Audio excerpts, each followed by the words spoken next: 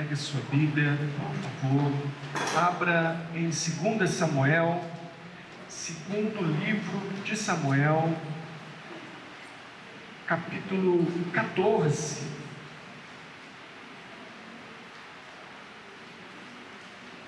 2 Samuel 14.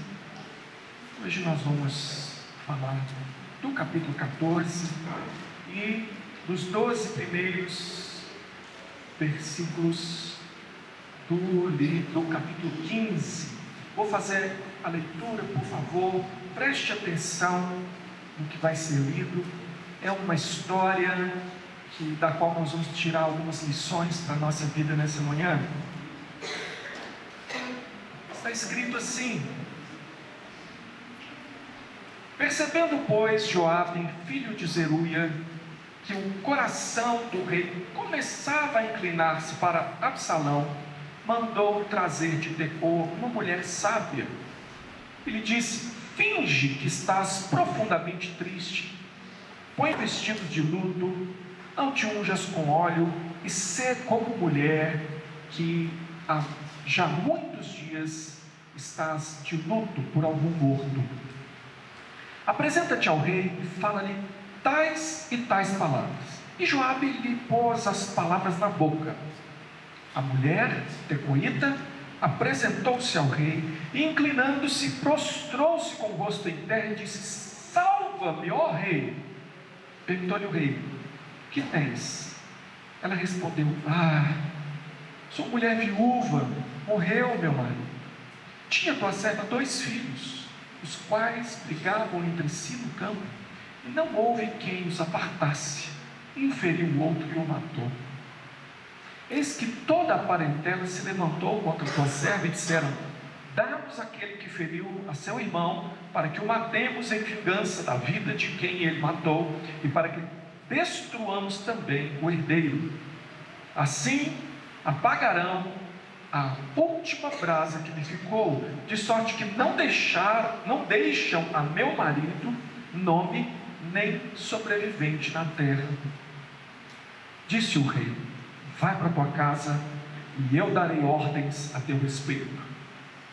Disse a mulher tecoíta ao rei: a culpa, ó rei, meu senhor, caia sobre mim e sobre a casa de meu pai.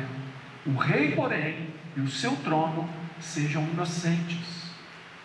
Disse o rei: quem falar contra ti, traze-no a mim, e nunca mais te tocará. Disse ela: ora, lembra-te, ó rei, do Senhor teu Deus, para que os vingadores do sangue não se multipliquem a matar e exterminem meu filho. Respondeu ele: tão certo como vive o Senhor, não há de cair no chão nenhum só dos cabelos de teu filho. Então disse a mulher: permite que a tua serva fale uma palavra contigo, ó rei, meu senhor. Disse ele: fala. Prosseguiu a mulher: por que pensas tu de outro modo contra o povo de Deus? Pois em pronunciando o rei esse juízo, condena-se a si mesmo, visto que não quer fazer voltar o seu desterrado. Porque temos de morrer, e somos como águas derramadas na terra, que já não se podem juntar. Pois Deus não tira a vida, mas cogita meios para que o banido não permaneça arrojado de sua presença. Se vim agora falar esta palavra ao rei, meu senhor, é porque o povo me atemorizou. Pois dizia a tua serva: falarei ao rei, porventura ele fará segundo a palavra de sua serva. Porque o rei atenderá para livrar a sua serva da mão do homem que intenta destruir tanto a mim quanto a meu filho da herança de Deus. Dizia mais a tua serva: seja agora a palavra do rei meu senhor para a minha tranquilidade, porque como um anjo de Deus, assim é o rei meu senhor, para discernir entre o bem e o mal. O Senhor teu Deus será contigo. Então respondeu o rei e disse à mulher: peço-te que não me encubras o que eu te perguntar. Respondeu a mulher: pois fale o rei meu senhor. Disse o rei: não é certo que a mão de Joabe anda contigo em tudo isso? Respondeu ela: Tão certo como vive a tua alma, ó Rei, meu Senhor, ninguém se poderá desviar, nem para a direita, nem para a esquerda, de tudo quanto o Rei, meu Senhor, tem dito, porque Joabe, teu servo, é quem me deu ordem, e foi ele quem ditou à tua serva todas essas palavras. Para mudar o aspecto desse caso, foi que o teu servo Joabe fez isso. Porém, sabe, ó meu Senhor, segundo a sabedoria de um anjo de Deus, para entender tudo o que se passa na terra. Então o rei disse a Joabe: atendi ao teu pedido, vai, pois, e traze o jovem Absalão. Inclinando-se Joabe, prostrou-se em terra, abençoou o rei e disse: hoje reconheço que achei mercê diante de ti, ó rei, meu senhor, porque o rei fez segundo a palavra de teu servo. Levantou-se Joabe, foi a Jesur e trouxe Absalão a Jerusalém. Disse o rei: torne para sua casa e não veja a minha face. Tornou, pois, Absalão para sua casa e não viu a face do rei. Não havia, porém, em todo Israel homem tão celebrado por sua beleza como Absalão. Da planta do pé ao alto da cabeça não havia nele defeito algum. Quando cortava o cabelo, e isto se fazia no fim de cada ano, porquanto muito lhe pesava, seu peso era de 200 ciclos, segundo o peso real. Também nasceram a Absalão 3 filhos e uma filha, cujo nome era Tamar. Esta era mulher formosa à vista. Tendo ficado Absalão 2 anos em Jerusalém, e sem ver a face do rei, mandou ele chamar a Joabe para o enviar ao rei, porém ele não quis vir. Mandou chamar a segunda vez, mas ainda não quis ele vir. Então disse aos seus servos: vede ali o pedaço de campo de Joabe, pegado ao meu, e tem cevada nele, e de metei-lhe fogo. E os servos de Absalão meteram fogo nesse pedaço de campo. Então Joabe se levantou e foi à casa de Absalão e disse: por que meteram fogo os teus servos no pedaço de campo que é meu? Respondeu Absalão a Joabe: mandei chamar-te, dizendo: vem cá, para que eu te envie ao rei e dizer-lhe: para que vim de Jesur? Melhor me fora ainda estar lá. Agora, pois, quero ver a face do rei. Se há em mim alguma culpa, que me mate. Então Joabe foi ao rei e lhe disse: chamou o rei a Absalão, e este se lhe apresentou, inclinou-se sobre o seu rosto em terra diante do rei. O rei beijou Absalão. Depois disso, Absalão fez aparelhar para si um carro e cavalos e 50 homens que corressem diante dele. Levantando-se Absalão pela manhã, parava à entrada da porta, e a todo homem que tinha alguma demanda para vir ao rei a juízo, o chamava Absalão a si e lhe dizia: de que cidade és tu? Ele respondia: de tal tribo de Israel é teu servo. Então Absalão lhe dizia: olha, a tua causa é boa e reta, porém não tens quem te ouça da parte do rei. Dizia mais Absalão: quem me dera ser juiz na terra, para que viesse a mim todo homem que tivesse demanda ou questão, para que lhe fizesse justiça. Também, quando alguém se chegava para inclinar-se diante dele, ele estendia a mão, pegava e beijava. Dessa maneira fazia Absalão a todo Israel que vinha ao rei para juízo. E assim ele furtava o coração dos homens de Israel.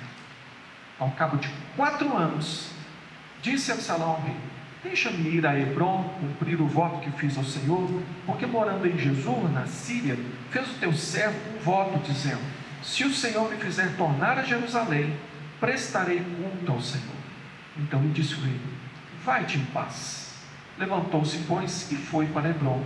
Enviou Absalão emissários secretos por todas as tribos de Israel, dizendo: quando ouvirdes o som das trombetas, direis: Absalão é rei em Hebrom.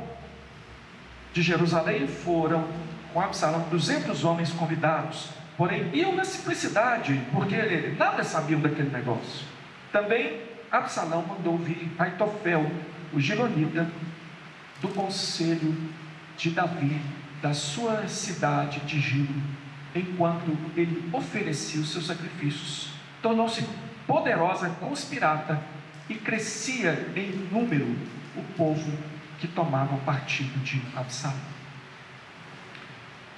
Meus irmãos, uma história, né? Estamos vendo aqui uma narrativa, e Eu quero contar, essa aqui é uma história real, acontecida. Quero contar para vocês uma história, claro, que não aconteceu. Ela é conhecida como o apólogo de Jotão. Você já ouviu o apólogo de Jotão? Está lá em Juízes 9, de 8 a 15. Não precisa abrir, eu vou contar a história aqui para você. Não vou me ater às circunstâncias lá em que Jotão contou essa história. Parece uma fábula, né? Escute aqui o apólogo de Jotão. Foram certa vez as árvores ungir para si um rei, e disseram à oliveira: reina sobre nós. Porém a oliveira lhes respondeu: deixaria eu o meu óleo, que Deus e os homens em mim prezam, e ia pairar sobre as árvores? Então disseram as árvores à figueira: vem tu e reina sobre nós. Porém a figueira lhes respondeu: deixaria eu a minha doçura, o meu bom fruto, e iria pairar sobre as árvores? Então disseram as árvores à videira: vem tu e reina sobre nós. Porém a videira lhes respondeu: deixaria eu o meu vinho, que agrada a Deus e aos homens, e iria pairar sobre as árvores? Então todas as árvores disseram ao espinheiro: vem tu e reina sobre nós. Respondeu o espinheiro às árvores: se deveras me ungis rei sobre vós, vinde e refugiai-vos debaixo da minha sombra. Mas se não, saia do espinheiro fogo e consuma os cedros do livro. Quero fazer uma aplicação só sobre a história, porque eu não vou entrar no que é, por que Jotão contou essa história não. Mas aqui a gente vê assim que quando você não faz o que deve, outros tomam o seu lugar, não é? Então, de repente, que bom se a oliveira pudesse reinar sobre as árvores, uma boa árvore, mas ela não quis. Que bom que a figueira, então, com seus bons frutos, pudesse reinar sobre as árvores, mas ela também tinha mais o que fazer. E a videira? Talvez fosse uma boa, não é? Ter a videira sobre as árvores, mas a videira também tinha outras preocupações. O espinheiro, no entanto, estava pronto. O espinheiro topou na hora. E o espinheiro não falou assim: não vou deixar de ser espinheiro não, mas vem cá, eu dou tempo para você, eu cuido de você, eu vou reinar sobre você. Meus irmãos, que os pecados têm consequências, estamos aqui falando há tanto tempo. E nessas pregações em Samuel, várias vezes a gente pôde dizer isso. Esses são conceitos bem fundamentados. Aqui em Ezequiel 18:20 diz: a alma que pecar, essa morrerá. O filho não levará a iniquidade do pai, nem o pai a iniquidade do filho. A justiça do justo ficará sobre ele, e a perversidade do perverso cairá sobre ele. E o pecado tem consequência para quem é pecador. O pecador recebe sobre si a consequência do pecado. Romanos 6:23 também é bem conhecido nosso, porque o salário do pecado é a morte, mas o dom gratuito de Deus é a vida eterna em Cristo Jesus, nosso Senhor. Graças a Deus por isso. Mas o salário do pecado é a morte. O pecado tem consequência. Gálatas 6, versículo 7 diz: não vos enganeis, de Deus não se zomba, pois aquilo que o homem semear, isso também ceifará. Você planta abóbora, você não colhe giló, nem o contrário. É uma lei de Deus, e não adianta zombar de Deus ou querer atribuir culpa a Deus por consequências daquilo que a gente mesmo planta. Irmãos, o Senhor Deus não peca, Ele não é culpado. E Davi está recebendo, a gente sabe, na sequência aqui dos fatos que a gente conhece, ele está recebendo consequências do pecado contra Batseba. E toda aquela história, né? Não apenas contra Batseba, Urias, tudo aquilo que ele fez ali de errado. Sim, ele está. E aí eu até poderia perguntar para você assim: Davi está recebendo consequências do pecado contra Batseba? Na verdade, a resposta tem que ser sim e não. Sim, Deus declarou juízo contra Davi a partir daquele ato e descreveu para ele, inclusive, algumas das consequências que viriam sobre ele. Sim, consequência direta, mas não, porque o pecado de Davi não se resume àqueles relacionados ao ato com Batseba. Não é só por ele ter adulterado com Batseba, nem por ele ter assassinado Urias, nem pela trama, nem por todas aquelas coisas que ele fez horríveis naquela situação, mas há algo mais que está acontecendo como consequência dos pecados de Davi. A gente precisa lembrar o seguinte: Tiago 1:13-15 diz assim: ninguém ao ser tentado diga, sou tentado por Deus, porque Deus não pode ser tentado pelo mal, e Ele mesmo a ninguém tenta. Ao contrário, cada um é tentado pela cobiça, quando esta o atrai e o seduz. Então a cobiça, depois de haver concebido, dá-nos o pecado, e o pecado, uma vez consumado, gera a morte. Aqui eu quero dizer para você e lembrar que Deus não é culpado pelo seu pecado. Ele não é culpado nem mesmo pelos pecados. Vamos explicar aqui, pecado, consequência do pecado de Davi, a morte do menino. Deus tinha dito: por causa do que você fez, esse filho que Batseba está gerando vai morrer. E aí o menino nasce, adoece. Davi fica lá clamando ao Senhor, mas não tem remédio, o menino morre. Quem matou o menino? Deus. Deus tem o controle de todas as coisas, mas Deus é autor do mal? A morte é mal ou bem? A morte entra no mundo pelo pecado dos homens. Ali, sim, Deus tem o controle de todas as coisas, sim, Deus é agente, Deus não é passivo, mas a morte, a própria morte de todos nós, é consequência do pecado de Adão. Crianças morrem, isso arrasa com o nosso coração. É mais difícil ver uma criança morrer do que ver um idoso morrer. Toda morte choca, dói, pesa, mas uma criança, mas por causa do pecado a morte entrou no mundo. Então, o que eu quero dizer aqui? Eu quero dizer que Deus não é autor do mal, nem é alguém que vai conduzir a vida de Davi para a desgraça. Porque quando ele diz assim, vão suceder tais coisas com você, não é porque Deus agora vai começar a armar para Davi cair nos buracos. Não! Deus vai tirar a sua proteção, a sua graça, a sua misericórdia de algumas situações, vai deixá-las terem consequências sobre Davi. Porque aqui nós vamos ver quais outros pecados de Davi trouxeram consequências. Então Deus não está trazendo por atos maus consequências sobre Davi, como se Deus fosse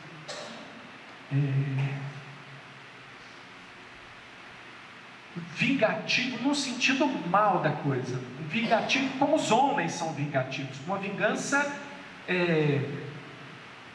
maldosa. O ser humano, quando se vinga, ele é maldoso. Por isso que Deus fala assim: minha é a vingança, diz o Senhor, eu retribuirei. Não é coisa para você fazer. O que nós estamos vendo aqui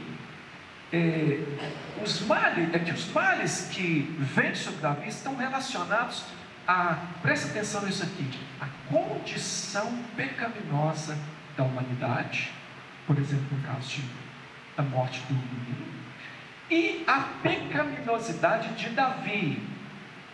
Não é apenas o pecado de Davi. No caso de Batseba, você consegue diferenciar o que é pecaminosidade e o que é pecado? Pecado é o ato, pecado é o que você fez ou deixou de fazer, e isso foi errado. Isso é o pecado. A pecaminosidade é a natureza caída. A pecaminosidade é a condição na qual todos os seres humanos estão, na qual eles são propensos a pecar. A pecaminosidade é aquilo que a gente chama na teologia de depravação total. Nós somos depravados, desviados da vontade de Deus por natureza. É por isso que a própria salvação não acontece por vontade do homem. Se depender de mim e de você, nós vamos todos para o inferno. Porque a natureza do urubu é comer carniça. O urubu não tem interesse num frango com quiabo, frango assado. Ele não tem interesse. tem interesse em se apodrecer aquele frango. Se ele estiver em decomposição, aí chamou a atenção do urubu, porque a natureza do urubu é comer carniça. A natureza do homem, a pecaminosidade do homem, constantemente busca atrair e seduzir o homem para ter um estilo de vida que é contrário a Deus. E Davi não é esse santo anjo de Deus que a mulher está falando aqui, não. Ele não é essa pessoa, não. Esses são elogios que ela está usando ali para a questão dela, que a gente também é muito de, às vezes, aceitar uns elogios assim, e esses elogios atrapalharem mais do que ajudar.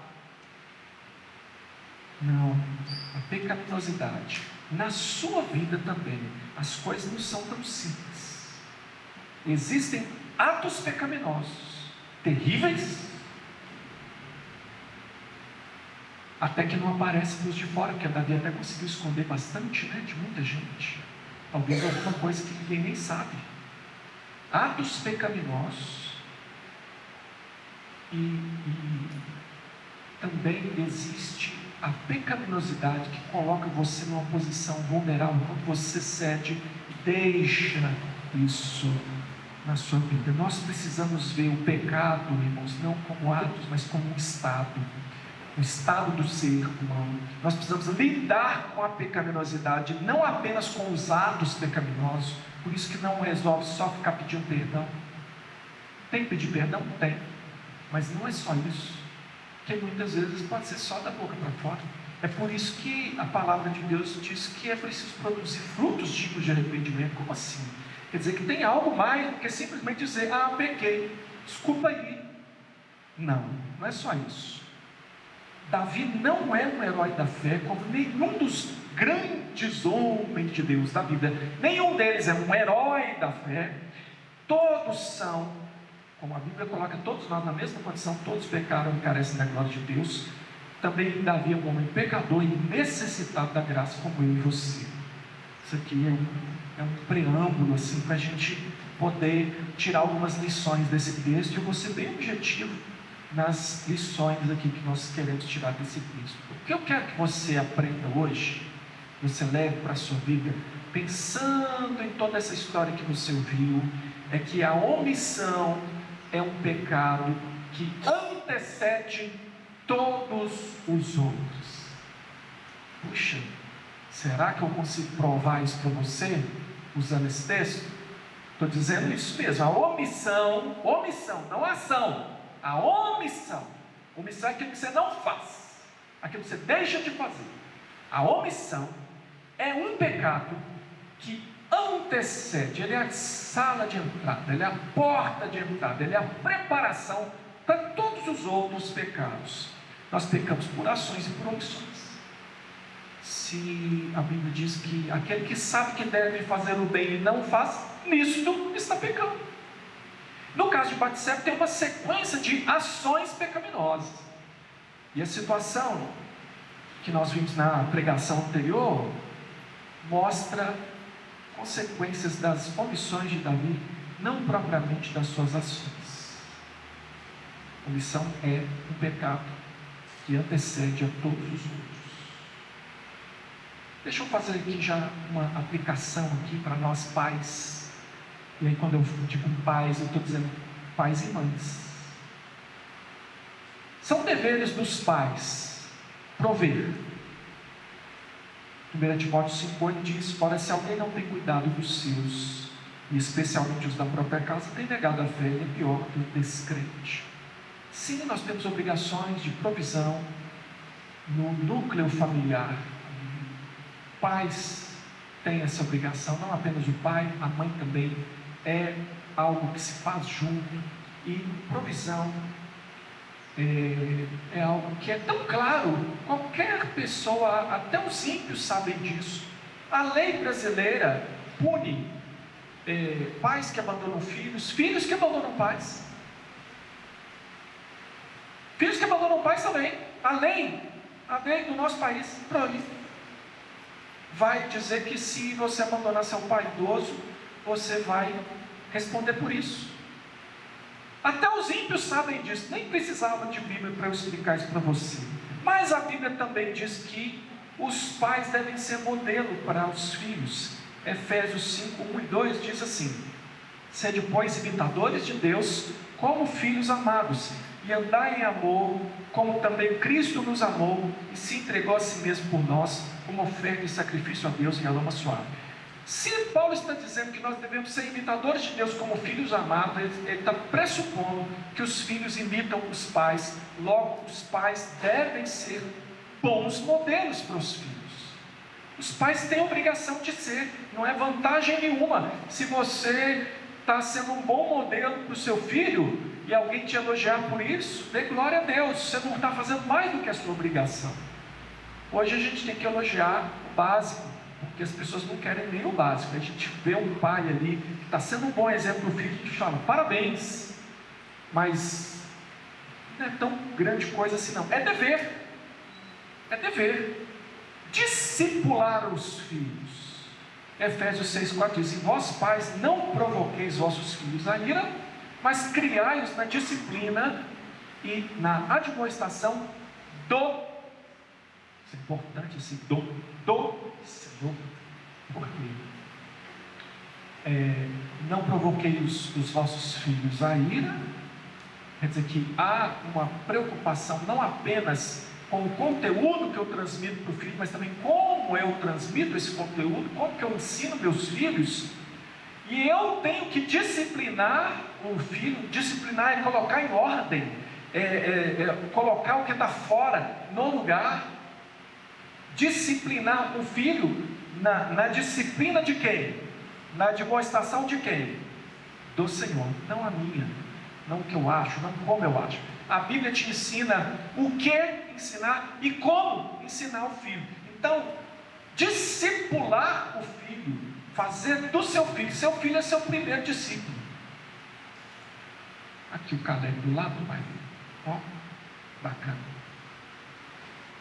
Pastor Hugo, bênção para a nossa igreja, está discipulando pessoas na nossa igreja, está sendo exemplo para a nossa igreja. Se eu não discipular o Caleb, de que adianta? De que adianta?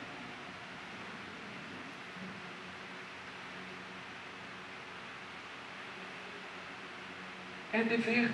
Agora, o primeiro desses deveres aí de provisão tem sido a desculpa de muitos bons pais e mães.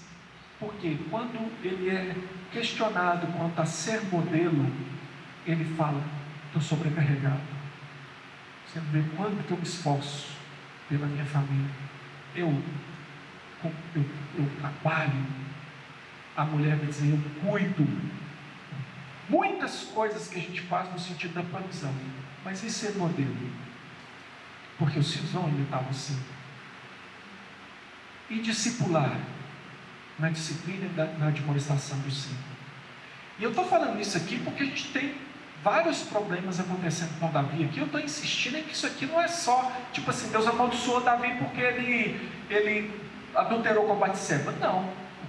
Tudo o que vai acontecer com Davi aqui são consequências dos próprios pecados de Davi. Nós ganhamos, irmãos, quando nós desconfiamos da nossa santidade, quando nós desconfiamos da nossa bondade, quando nós desconfiamos se a gente é tão bonzinho assim. Porque a palavra de Deus não nos apresenta como boas pessoas. A palavra de Deus, olha, Deus, ele é o bom médico.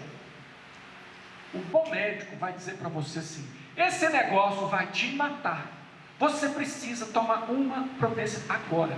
No dia que eu cheguei para o médico com o resultado dos meus exames de pressão, estava lá um folha de papel assim, do exame, aquele folder, né, que fica, acho que é folder, fica preso no seu braço, 24 horas para avaliar.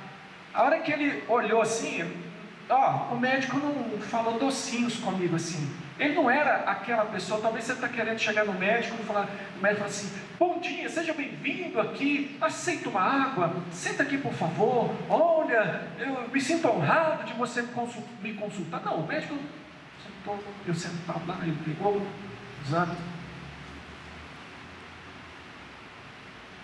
Olha, você tem pressão alta. Isso aqui é o seguinte: Não é que a sua pressão altera eventualmente. Você tem hipertensão. Você vai guardar isso aqui como um documento, porque as suas alterações são poucas. E pode ser que em um outro exame, com outro médico, ele diga: não, você não tem pressão alta. Mas isso aqui é um documento que mostra que você tem pressão alta. E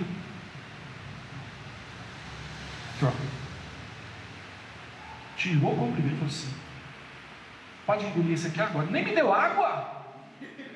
Pode engolir isso aqui agora. Toma isso aqui, amostra para você. Você vai tomar isso aqui a partir de agora.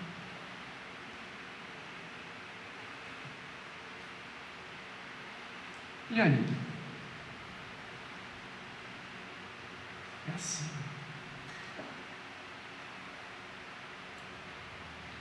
É dever dos pais, é dever do rei, que já passa para a condição de rei de Davi, promover a justiça. Não precisa explicar isso, né? Podemos pular essa explicação. Dever do rei. E aí nós temos 2 mandamentos. Jesus resumiu a lei em 2 mandamentos, certo? Amarás o Senhor teu Deus de todo o teu coração, de toda a tua entendimento, toda a tua força, e amarás o teu próximo como a ti mesmo, certo? Vamos lá em Deuteronômio, texto que o pastor Hugo já leu hoje, capítulo 6, versículos 4 a 9. Olha aqui, a primeira parte fala de amar a Deus. Ouve, Israel, o Senhor nosso Deus é o único Senhor. Amarás, pois, o Senhor teu Deus de todo o teu coração, de toda a tua alma, de toda a tua força. Estas palavras que hoje te ordeno estarão no teu coração. Você vai amar a Deus, e isso vai se dar de que maneira? De maneira que a palavra do Deus a quem você serve esteja no coração. O coração aqui não é a emoção. O coração da palavra de Deus é o centro da sua vida. O coração para Deus é você nas suas decisões, é você no mais profundo de quem você é. Quando você lê na Bíblia, coração é isso. Quando você lê em outro lugar, pode ser outra coisa. Mas na Bíblia, quando a Bíblia fala, está no teu coração, no centro da sua vida. Isso é assim que você vai amar a Deus. E a sequência é amar o próximo. Olha só: tu as inculcarás a teus filhos, e delas falarás assentado em tua casa e andando pelo caminho, ao deitar-te e ao levantar-te. Também as atarás como um sinal na tua mão, e te serão por frontal dos olhos, e as escreverás nos umbrais de tua casa e nas tuas portas. Isso significa o quê? Que é dever, olha, que está amar o próximo. O primeiro próximo que você tem é seus filhos, sua família. Então, aqui está dizendo que os pais devem tornar o lar um ambiente da palavra. É interessante ver que os judeus até hoje, eles têm algumas formalidades a respeito disso. Eu estava num hotel lá em São Paulo, e eu percebi que na entrada tinha uma, eu esqueci o nome agora, daquele que simboliza a Torá, e eles colocam nas portas. Toda porta de um judeu praticante até hoje, se você chegar na casa do judeu, tem na porta. Eles passam e eles beijam aquilo ali. Por quê? Porque eles estão tornando forma esse verso aqui, que é: escreverás nos umbrais da tua casa e nas tuas portas. Tudo bem, gente, é até bonito, mas não é disso que, não é assim que você encontra a lei. Aqui, o que ele está dizendo aqui? Amarrarás, eles colocam, né, nas suas cerimônias assim, amarra na testa um pedacinho lá da palavra de Deus. Não é isso que a palavra de Deus está falando, para você amarrar um versículo na sua testa, nem para você encher sua casa de versículos, mas está dizendo do ambiente da criação do seu filho e das relações dentro de casa serem permeados pela palavra de Deus. É dever. E quando você tem um dever e não cumpre, você está pecando. Pecando por quê? Por ação? Não, por omissão. Quando você não trabalha por isso, primeiro, para encher o seu coração da palavra de Deus. Segundo, para tornar a sua casa um ambiente em que a palavra de Deus é conhecida e praticada, está pecando por omissão. E aí você vai ver o contexto da casa de Davi. O contexto anterior aí, só para a gente lembrar. Lembra do Jonadab? Jonadab é aquele sujeito malicioso que deu conselhos a Aminon para que ele estuprasse Tamar, sua meia-irmã. E aí eu vou dizer diretamente para você, pai e mãe, se você não discipular o seu filho, provavelmente Jonadab vai fazer isso. Porque quando nós não fazemos o que devemos fazer, não apenas fica o vácuo, mas outro entra no lugar. Então, o que Davi fez em relação aos seus filhos ali, em relação a Aminon, que era o sucessor. Davi tinha muitos filhos, e ele nem podia dizer assim, não, eu tenho tantos filhos, não dei conta. Não, esse ia ser o próximo rei. Aminon ia ser o próximo rei. Ele não cuidou. Omissão. Ação? Não, omissão. Omissão precede todos os pecados. Joabe. Lembra do Joabe? Devia ter falado do Joabe antes, porque Joabe é um cara que, lá na implantação do reino, quando Davi estava se tornando rei, Davi já era rei em Hebron, já era rei em Judá, mas ainda não era rei de todo Israel. E aí, naquela questão lá, Isbosete era rei do resto do país. Abner, que era general de Isbosete, faz um acordo com Davi para que ele fosse rei sobre todo o Israel, e Davi promete a Abner que ele seria o general do seu exército, ou seja, no lugar de Joabe. O que Joabe faz? A traição, Joabe chama Abner, finge que deixou a espada cair na hora que ele está se aproximando para beijar, vai beijar ele, pega a espada do chão e vem beijar e mata Abner. A traição. O que Davi fez?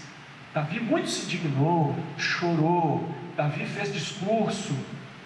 Davi diz: hoje os filhos de Zeruia são mais fortes do que eu.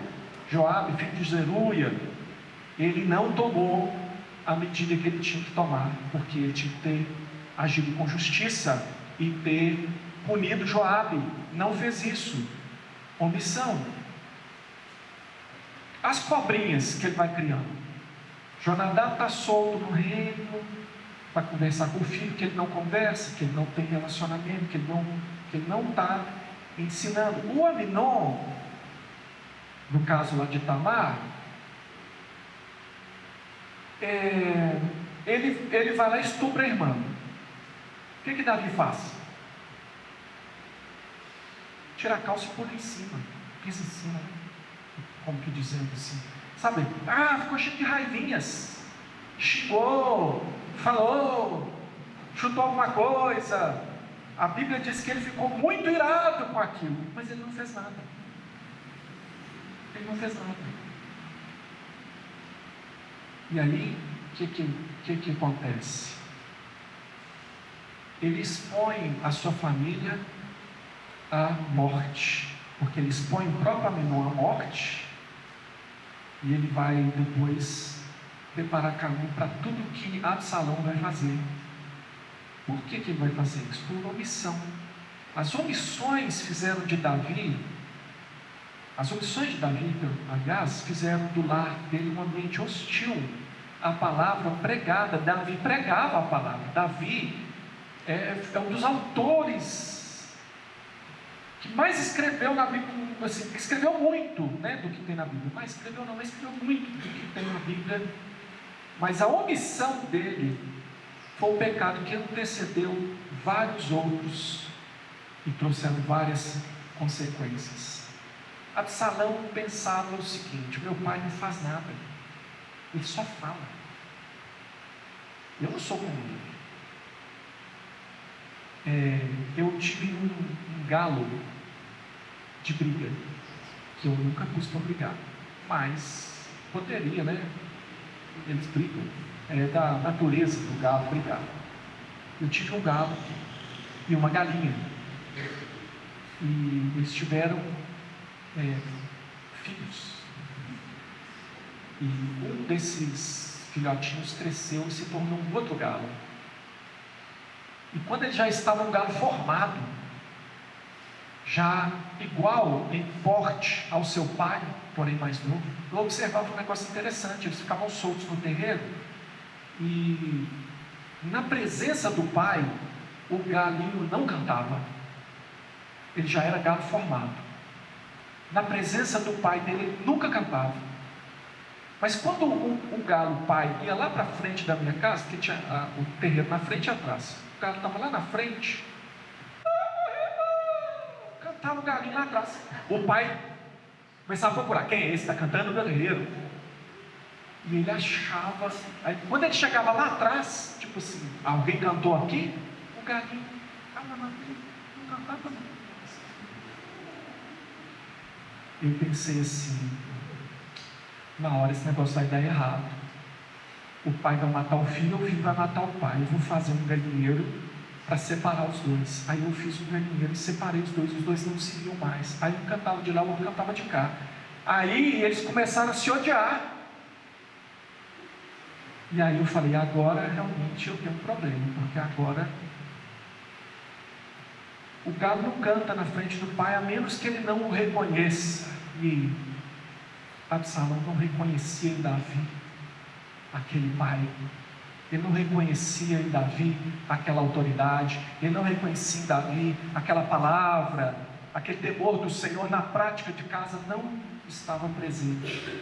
E eu não reconheço no meu pai Davi a justiça que ele tanto prega. Eu vou tomar o meu próprio caminho e eu vou fazer melhor que ele. Interessante, porque as inclinações de Absalão não são assim: eu quero fazer o mal. Olha como que o negócio é enganoso. O pecado não é uma coisa simples, gente. Absalão pensava que ele ia fazer melhor do que seu pai. E é preciso ficar bem claro, eu já citei até o texto bíblico que diz que cada um é responsável pelos seus próprios pecados. Absalão é completamente responsável por todos os pecados que ele cometeu. Ele não está cometendo os pecados por causa dos pecados de Davi. Os pecados de Davi não forçam Absalão a fazer o que ele faz. Absalão está tomando uma decisão a partir do que ele considera ser bom. Então, os pecados de Absalão recaem sobre a cabeça de Absalão. A pergunta é: qual a colaboração de Davi? E aí, claro, qual a sua colaboração naquilo que acontece dentro da sua casa? Isso não vale só para relação de pai e filho. Isso vale para todas as relações familiares. Porque existem papéis bem definidos na Escritura para o homem, para a mulher, para pais e para filhos. Quando nós saímos dos nossos papéis, nós expomos a nossa família a consequências dos pecados de omissão. Eu ouvi uma frase do pastor Josué, fala muito na área de família. Ele diz assim: nós não perdemos os nossos filhos no mundo, nós perdemos os nossos filhos dentro de casa. Ninguém perde um filho para o mundo, perde o filho dentro de casa. Ninguém perde a esposa para o mundo ou para o Ricardo, mas perde dentro de casa. Ninguém perde o marido para a safada que deu em cima do seu marido, mas você perde o seu marido dentro de casa. Ainda que pesando que cada um é responsável pelo seu próprio pecado, que quem trai responde pela traição, e o filho que envereda pelo caminho errado, ele envereda pelo caminho errado com suas próprias pernas, por suas próprias decisões. E você vai ver que a consequência sobre Absalão foi a pior possível, e Davi não é culpado do que acontece objetivamente com Absalão. Absalão está colhendo fruto do seu próprio pecado. A questão que nós estamos falando aqui é de responsabilidades que nós também temos na nossa casa. Quando você não faz o que deve, outros tomam o seu lugar. Era dever do rei promover justiça, mas Davi era omisso quando se tratava da sua família, ou quando se tratava de algum interesse particular em relação à estabilidade do seu governo. Por que ele não enfrenta Joabe quando Joabe mata Abner? Porque Joabe, afinal de contas, sem Abner eu preciso do Joabe. O Joabe era o generalzão que ele falava e o povo seguia ele na guerra. Eu preciso do Joabe. Eu não posso ter, nesse momento que meu reino está frágil, uma questão com Joabe. Por quê? Porque politicamente é uma péssima ideia. Ora, desde quando Davi começou a a tomar decisões politicamente corretas, e ele fez muita coisa disso. Absalão, quando fugiu para quem? Fugiu para a Síria. Por quê? Porque a mãe de Absalão era de lá. A aliança que Davi fez por meio de casamento, coisas que são medidas pecaminosas para... Então Davi não era justo quando ele achava que não era muito, não, vou fazer mais ou menos assim. E aí, abrir as portas. Quando você não faz o que deve, outros tomam o seu lugar. Davi não decide em muitas situações que nós vimos aqui, tanto nesses capítulos como nos anteriores. Ele passa a ser guiado pelas circunstâncias em muitos momentos, igual Saul. Saul era completamente guiado pelas circunstâncias. Davi, em alguns momentos, se deixou guiar pelas circunstâncias. Trouxe consequências? Trouxe. Joabe estava preocupado com a sucessão real. Olha só, puxa vida, tem que trazer o Absalão. Quem vai reinar aqui agora? Aminon morreu. Absalão é a figura. E você vai ver que os elogios que são feitos a Absalão fazem lembrar os elogios feitos a Saul. A beleza, a estatura, o porte. Ele tem porte de rei. A gente vai precisar desse cara mais cedo ou mais tarde. Melhor trazer ele para perto do que deixar ele longe. Joabe está buscando o bem da nação. Davi está buscando o bem da nação. E Absalão está preocupado com a justiça. Mas ele se torna pragmático. Sabe o que é pragmático? É quando você faz uma coisa dizendo assim: os fins justificam os meios. Pensa na cabeça de Absalão.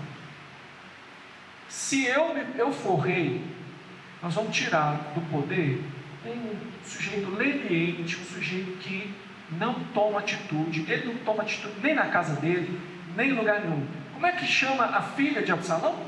Tamar. Olha como que esse negócio estava no coração dele. Isso foi um negócio que marcou a vida de Absalão. Ele tem uma filha que era muito formosa, e deu a ela o nome de Tamar. Ele era um cara que estava buscando justiça. Aquilo ali ia marcar a vida dele. Ele falou assim: se eu fosse rei, isso jamais teria acontecido. Se eu fosse rei e isso acontecesse, eu teria tomado providências com Aminon. E ele deu a filha dele o nome de Tamar. Absalão está preocupado com a justiça, e ele falou assim: tirando Davi, o resto fica de pequena monta, o resto é pouco. O que eu for fazer, não importa. Não importa se eu vou usar de sedução, não importa se eu vou usar de malícia, não importa se eu vou usar de trama, não importa se eu vou usar de malignidade, não importa se eu vou me rebelar contra o rei e fazer aquilo que ele, Davi, não fez contra Saul. Não interessa. Ele não fez contra Saul, mas olha que rei que deu. Olha eu sou melhor que ele. Então, lá vai. E o povo? E você? Também acha que pode corrigir os erros do líder com os seus próprios erros? Porque esse é o tipo de pregação que todo mundo quer, como dizia um pregador antigo aí, usar a pá. Fala assim: nossa. Aí tá a mulher, fala assim: ainda bem que meu marido está aqui para ouvir isso para ele, né? Pega a pá, joga para ele. O filho: meu pai está levando hoje, minha mãe. Então, princípios da pecaminosidade em todos nós. Isso é para você. Eu não estou pregando para o seu colega do lado, não. Para você mesmo que eu estou pregando. E para mim. Essa é a palavra de Deus para a igreja de Deus. Essa é a palavra de Deus para todos nós. Não pense você que você é o santão, não. Não pense você que você é o anjo de Deus, que a mulher sábia disse que não adianta os elogios que você tem. Nós vamos precisar da mesma graça e misericórdia que Davi precisou. Você pode corrigir os erros do seu líder? Você, mulher, pode assumir o lugar do seu marido, que não está fazendo aquilo que é devido, você vai preencher a lacuna? Vai se dar mal, ninguém preenche o lugar do outro. Você, marido, vai preencher o lugar da sua mulher? Vai fazer depender dela? Não vai. Vai dar errado. Você, filho, está doido para assumir o controle, né? Vai ser bom, vai. Se fosse você, a vida na sua casa seria diferente, né?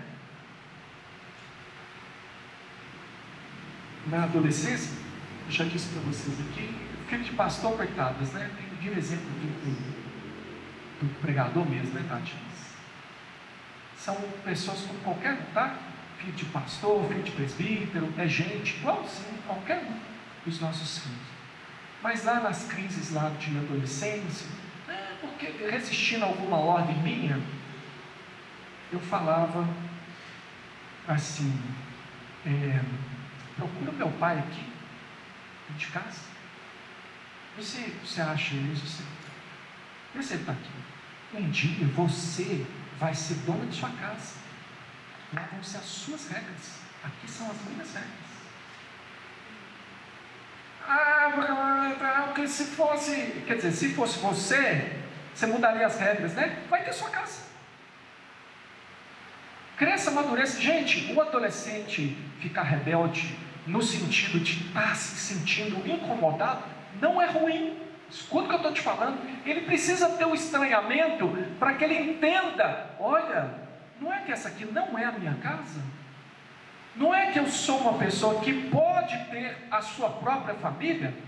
Olha, eu tentei mudar as coisas aqui, mandar nesse lugar aqui, eu não posso mandar nesse lugar, mas vai ter um lugar onde eu possa mandar, nem que seja em mim mesmo. Eu posso ser independente, ter minha própria casa, não preciso desrespeitar meu pai nem minha mãe. Já não é tempo mais de eu ser criança e estar debaixo das asas do meu pai e da minha mãe, mas eu posso ter minha vida, já estou grandinho. Isso é bom, isso não é ruim. Aplicações aqui para a gente poder orar e para ser o Senhor. A maior de todas as omissões que nós podemos cometer é não ser cheios do Espírito Santo. Se você olhar a palavra de Deus lá em Efésios e Colossenses. Efésios e Colossenses são cartas que são chamadas quase que cartas irmãs, que elas tratam praticamente dos mesmos assuntos. Antes da instrução em Efésios como ser vitorioso no lar, que é aquele final do livro, Efésios diz que você precisa ser cheio do Espírito Santo. Efésios 5, 18 a 21 fala: não vos embriagueis com vinho, no qual há dissolução, mas enchei-vos do Espírito, falando entre vós com salmos, entoando louvor de coração ao Senhor, com hinos, cantos espirituais. Ou seja, seja cheio do Espírito Santo. Em Colossenses ele não fala que é para ser cheio do Espírito Santo. Interessante, mas ele fala que é para ser cheio de alguma coisa. Ele fala que é para ser cheio da palavra. Colossenses 3,16: habite ricamente em vós a palavra de Cristo, instruí-vos e aconselhai-vos mutuamente em toda sabedoria, louvando a Deus com salmos, hinos e cânticos espirituais, com gratidão em vosso coração. Quer dizer que tem uma associação aí entre ser cheio da palavra e ser cheio do Espírito Santo, que é aquilo que está dito lá também em Deuteronômio. Essa palavra vai encher seu coração, o centro da sua vida. Você quer ser cheio do Espírito Santo? Para que você tenha a instrução e o poder de governar a sua casa, você tem que se encher da palavra de Deus. Você tem que buscar o Senhor. O Espírito Santo já foi dado, já habita em você, mas ele vai agir em direção à palavra. Lá em